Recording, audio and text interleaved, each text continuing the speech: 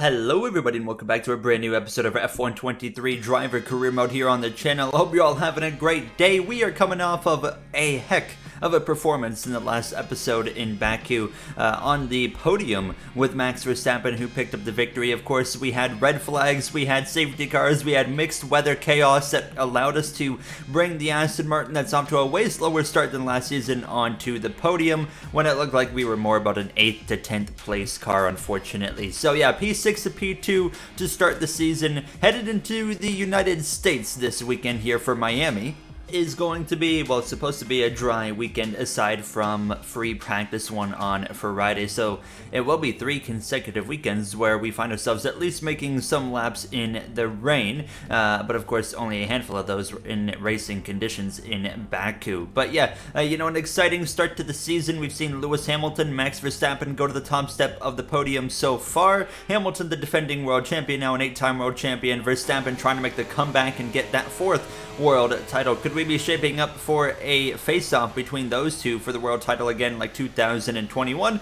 Unbelievably early to predict anything like that, so we'll have to wait and see. But yeah, in practice, I got up to a bit of a slow start, but I would find some pace as the laps went on here. Obviously, it's going to be impossible to translate what I'm doing in practice to qualifying or the races. It is completely different weather conditions here now, as I'm slipping and sliding around, having a lot of fun here in these this wet surface here in Miami. But yeah, overall practice, it went okay.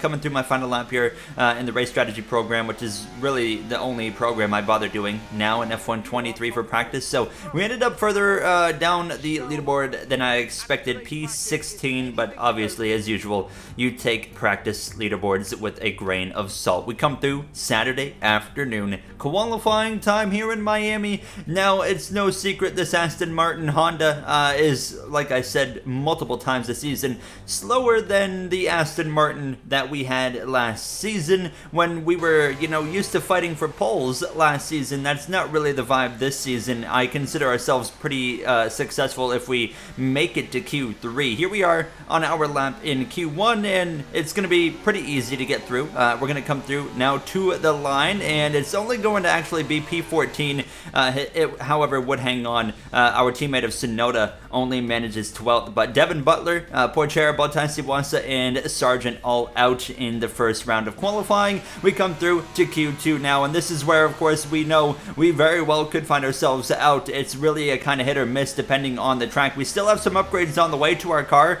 that I'm looking forward to getting. I had a terrible first part of my lap right here, so I actually abandoned this first lap, and we would focus in on lap 2, and we would find a couple tenths of a second, nearly invalidating my lap right there. But we find a couple tenths, not as much as I was actually hoping for, and then the rest of the lap, it's hard to tell, what the comparison was, because obviously I just slowed down the rest of that first lap there to save up some batteries. So we're going to exit the corner. Watch the timing on the left side. It looks like we've got about a 10th on 11th, so it's going to be close. What can we put together through the final couple of corners to the line? Jackson P11. We open the DRS for a couple of seconds. It's not going to be enough. It's only 12th place here as we are just shy of P11. Tsunoda advances into Q3, but it's myself, Liam Lawson, Ocon, Gasly, as well as Aiden Jackson out in Q2. These struggles with this new Aston Martin Honda collab continue. Let's get ready to race on Sunday.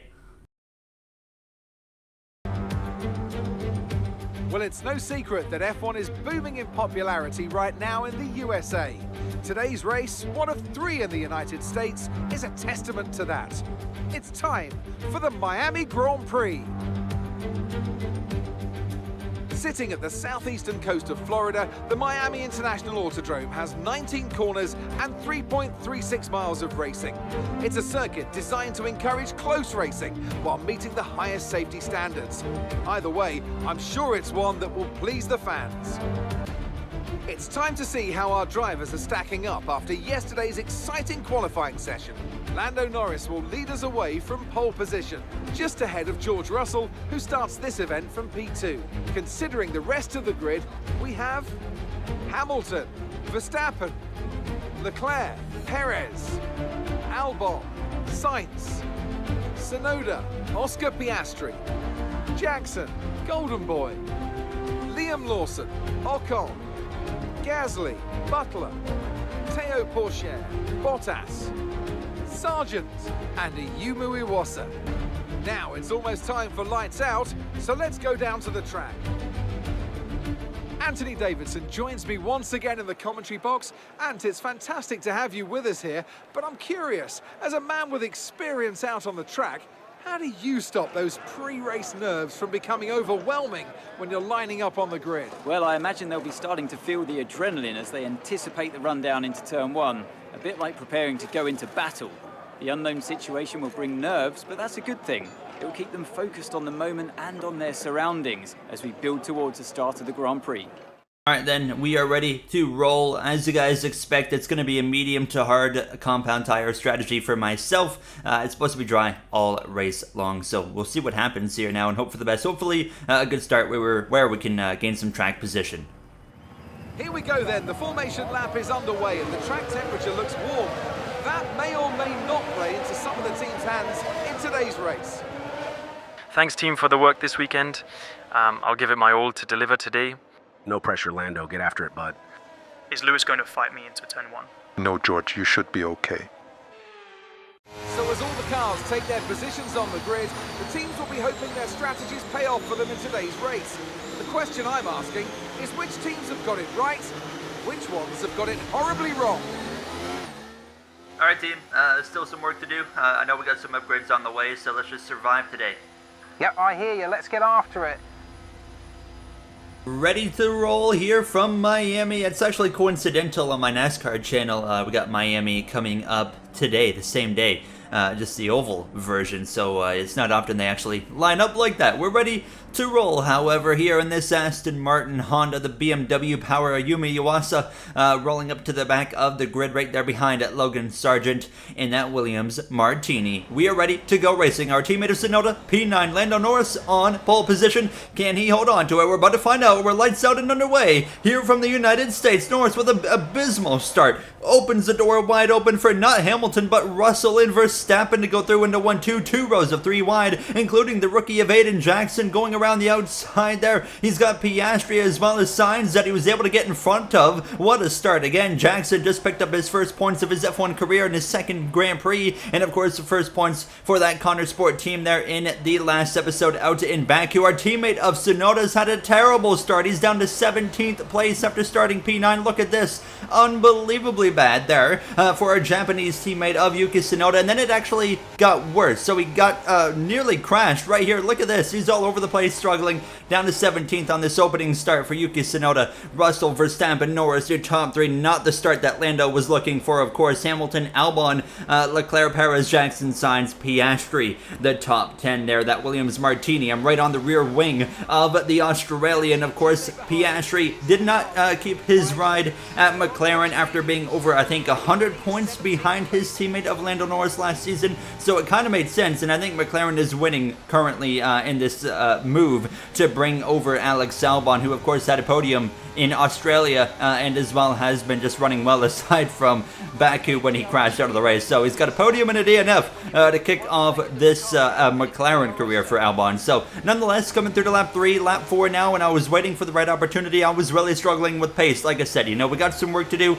We have got the powertrain department up to spec 3, but there's still 3 departments that we need to get to spec 3 before we can make these big upgrades on our car to get us back into the mix here, fighting for wins. You saw Piastri miss the braking zone there, but of a lockup that allows me to go around the outside now up the inside, the preferred lane. A pretty easy overtake right there. Piastri does not make it too difficult, so we go through into the position. So here inside the points, while our teammate of Tsunoda continues to struggle now as we try to set our sights on Carlos Sainz. He's on the hard, so I was pretty hopeful and confident that we could run him down. And you can see, sure enough, by lap 5, down the long back straightaway with the DRS, sure enough, we have closed already within about 0.4 of a second, as I finally felt like lap 5 or so was the specific lap where this car finally started to really get rolling. And I felt like I was proving that pretty well, because here we go now on the second long straightaway for the overtake on Sainz here up the right side. He goes pretty defensive, but we go wheel to wheel with the Spaniard. Actually outbrakes me into the corner. He does, and that go a little bit wide on the apex, so that allows Sainz to maintain P9, but we'll tuck back in. He does not have DRS. We do, so we'll swing back to the opening there on the right side, wheel to wheel, dead even down towards turn 1, but we should have the advantage into the corner. Yes, we will. Up into the now 9th position, Aiden Jackson in the Connor Sport machine. You are next up in line, 1.9 seconds up the road, but we know the Connor Sport, the worst car on the grid. They continue to, well, specifically Aiden Jackson has really good starts, and then he kind of fades as the race goes, as you would expect from that car, and that means that we should be able to breeze past them here in the coming laps, basically now, as we continue on. And you can see up front, actually, here goes Max Verstappen to the right side of Russell here, down into the final big braking zone of this circuit. Not the final turn, of course. We still have this left and then right-hander, but Verstappen goes around the outside, takes the lead of the Miami Grand Prix over Russell. Lando Norris still maintains third over Hamilton in 4th position. We have closed right up to the back now of Jackson here on lap 7, and I know down this back straightaway is going to be the perfect opportunity to complete this overtake here on the British rookie. Now, as you can see, we closed up right to the back of him as his teammate Devin Butler again running well outside the points. Here we go with the DRS. Jackson puts himself right in the middle of the track. Really allowed me to go wherever I wanted right there, but we go up the left side here into the braking zone. This will move us now into P8. A pretty easy overtake there as we're swinging a little bit wide in the background. Sainz has gone around all on his own. Sainz goes for a spin, and that's going to actually bring out a safety car for how long he was stationary for. So that is going to be another safety car period, 2 Grand Prix in a row, and everybody is going to start flooding into the pits at the end of this lap, aside from Hamilton. Lewis Hamilton stayed on the racetrack, and so did Charles Leclerc. My teammate is Sonoda as well, is going to stay out, and same for Oscar Piastri. We're going to come in, it's simple, we're putting off the mediums, going on to the hards, and then we're going to take these to the end of the race. Now, we have to take them about 4 or 5 extra laps than anticipated, but it should not be a big deal. The hards and the tire wear, it's not that high here. So now, Leclerc, Piastri, Sonoda pit at the end of this lap. However, Lewis Hamilton stays on the racetrack. This is a really baffling strategy call, and I don't think it's going to work out very well for him. So the safety car would be coming in at the end of lap 10. We get ready to go back racing here, but Hamilton, he's going to lead the way, but he's got cars with about 10 lap fresher tires behind him, and he still has to make a pit stop. So I don't understand the logic in keeping him out. A big lunge up the inside of Alex Albon, caught him napping a little bit there into the first corner. We are still wheel to wheel, however, through the S's, we get clear of Albon now sideways, nearly overcorrecting head on into the barrier and ending my race, but we lose position to Albon, Jackson, Bottas in the BMW, who's climbed his way forward all race long. How about Ocon in the points, but Liam Lawson just behind. The fight for the lead is already on. However, down this long straightaway, Verstappen under pressure from Russell, breathing down his neck, but hold on, Verstappen has that run. Hamilton looks left, but Verstappen goes even further up the inside. Contact there, wheel to wheel. These two can never have a battle for the lead without running into one another, and sure enough, they live up to that standard again, but Verstappen goes through on the fresh mediums compared to Hamilton's old mediums. A few moments later on the next long straightaway, here goes George Russell to the right side. Now Norris is well ready to attack Perez, Albon behind, and you're going to see Russell right here is going to be able to go around the outside. Hamilton's just not going to have the traction, and Hamilton's just simply going to continue to fall down the order until he comes into the pit stop. And that could be another few laps away. Lap 12 underway, right here tucked in behind the BMW of Bottas. Not the restart I was looking for. It got us put behind from Albon, Jackson, and Bottas. Of course, it goes a bit defensive now, and he actually plants his car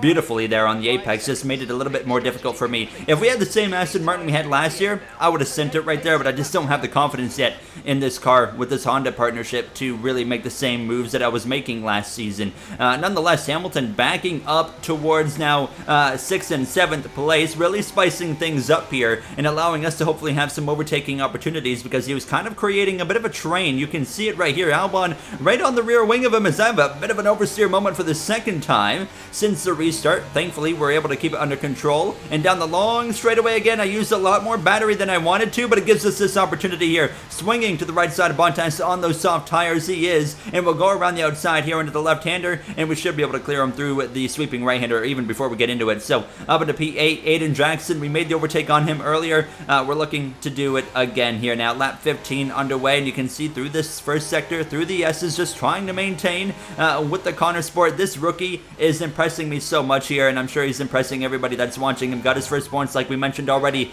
in the last episode, but I'm trying to spoil the party a little bit. Jackson defends left on that long straightaway. Hamilton's now been overtaken by Alex Albon, and will go around the outside of Aiden Jackson there. Not a very hard to overtake once again. Hamilton now finally into the pits. Is he going to be able to get points out of this? I don't know. Probably not. He's going to have so much traffic to work his way through. So we settle in now to P6. So overall, everything's kind of worked out in our favor, and we've gained some track position out of this whole safety car and pit stops and whatnot. But however, everybody in front of us is better than us in the R&D, so it's going to be difficult. We were 1.1 seconds behind Albon at this moment in time. By the next lap, we were down to 1.3. So yeah, it's going to be difficult, and I felt like I ran a pretty good lap. So I know it's going to be hard to be able to run down the McLaren of Albon from this point on, and you can see later in the lap now, 1.6 seconds between himself and I. Now 2 seconds already to Jackson, who's fading backwards. He's going to be under attack here momentarily, probably in the next lap from Esteban Ocon. The engine, it's gone, and our first season with this Honda partnership, just the third race, the engine has failed. Oh, some things never change. I'm out, guys. I don't know what to say. I swear if this is a start of a trend, we're not going to be sticking around in this team. I told Lawrence the situation, you know, last season, and here we are with Honda coming back full-time into Formula 1, and this is what we're dealt with in just the third Grand Prix of the season. So, yeah, it is what it is. You know, there's not much we can do about it. We were looking good. I was pretty happy with the car. A P6 felt like that was the best we were going to be able to do. Max Verstappen did hang on to the victory over Lando Norris, and I would assume George Russell there in second is my guess. We'll find out momentarily when we see the podium celebrations. I'm curious to see where Lewis Hamilton ended up, and same for Aiden Jackson, who was fading backwards, as well as my teammate of Yuki Tsunoda, who was struggling hard for that track position, of course, now as Verstappen heads out onto the podium. So, looking at just the overall picture, you see Russell is in fact second, but Verstappen 2 wins on the season in 3 races. I thought Mercedes was going to be dominant, and they showed that in Australia, and they started out Baku dominant, but they threw, and they've kind of thrown again today with Hamilton's strategy, and it just hasn't worked out. Verstappen gets the best of them, and it very well could be that vibe all season long, where Mercedes might have the best car, but Red Bull is right there with them and ready to pounce on any opportunity, any slip up. This could make it for an interesting season. It's pretty obvious now, 3 episodes in, you know, we don't have a car capable of winning a title. Hamilton ended up P6. I don't know how in the world he managed that. Aiden Jackson got P9, 2 points there. Our teammate of Tsunoda rebounded to P13. Ayumu Iwasa out of the Grand Prix as well. But yeah, you know, we don't have a car capable of fighting for a world title this season like we did last season. But once we get the departments all to Spec 3, hopefully in the coming episodes, it's going to be a completely different final half to the season. I think we're going to be rolling on all cylinders. But yeah, it's going to be difficult. We're going to try and use some strategy to keep us in the championship fight in any way till we can get those upgrades, basically, to give us still a fighting chance. That's going to wrap it up for me. A disappointing end in Miami, just like last season, just in a different form. I'll see you guys in the next one. Thank you for watching. Have a great day, everybody.